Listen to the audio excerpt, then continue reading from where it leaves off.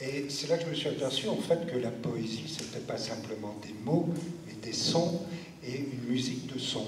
Ils aimaient beaucoup, en fait, bien qu'ils ne comprenaient pas le sens de mes poèmes. Et il y a un musicien qui, un jour, me dit « Est-ce que tu serais capable d'écrire sur une mélodie ?»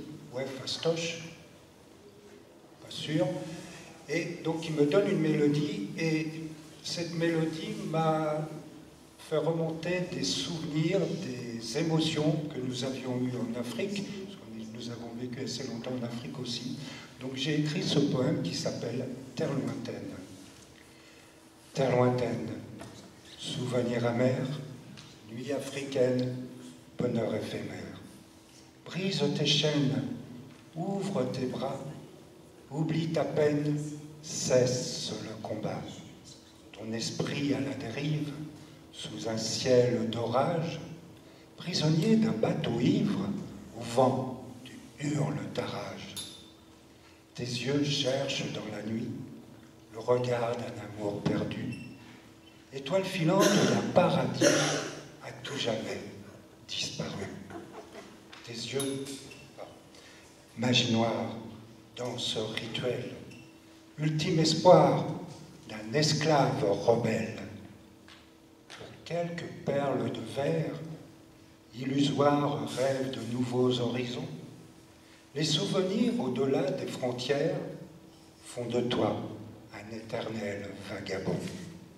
Tu cries ta révolte au désenchantement de la réalité sur ce navire qui t'emporte vers un monde sans pitié. Dieux imaginaires, jouets du destin, ironie sanguinaire d'un exil sans fin, magie noire, danse rituelle, ultime espoir d'un esclave rebelle. Éclair d'une ombre noire, lueur dans la nuit étoilée, la lune joue sur un miroir une mélodie désespérée. Les vagues au vent debout éclaboussent ton visage dans un ultime courroux. Tu fuis vers le rivage.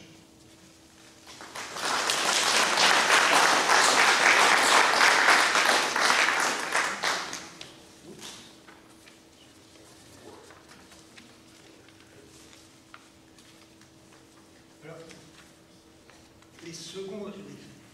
les poèmes suivants donc, sont extraits de ce livre. La nuit me parle. Donc j'ai écrit les textes et mon épouse a fait les illustrations au crayon de couleur. Donc la nuit me parle, mais entre nous, il serait plus honnête d'écrire « je parle la nuit ». Je soliloque, j'apostrophe, je provoque, j'imagine.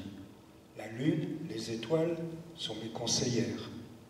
Et puis il y a ces êtres étranges, venus d'ailleurs, qui se faufilent sous mon oreiller et me chuchotent des histoires à dormir debout.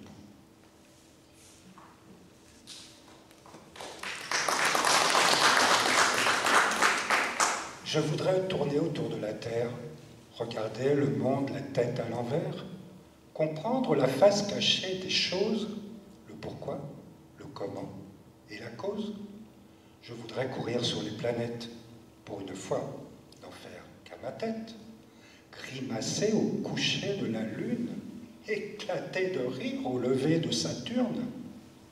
Je voudrais flotter dans l'atmosphère, être libre, ne plus avoir l'air, de faire semblant de marcher droit, de suivre la foule, regarder devant soi. Je voudrais, mais qu'est-ce? Vouloir, rêver, garder un peu d'espoir, regarder à la nuit tomber, le reflet des songes dans la voie lactée.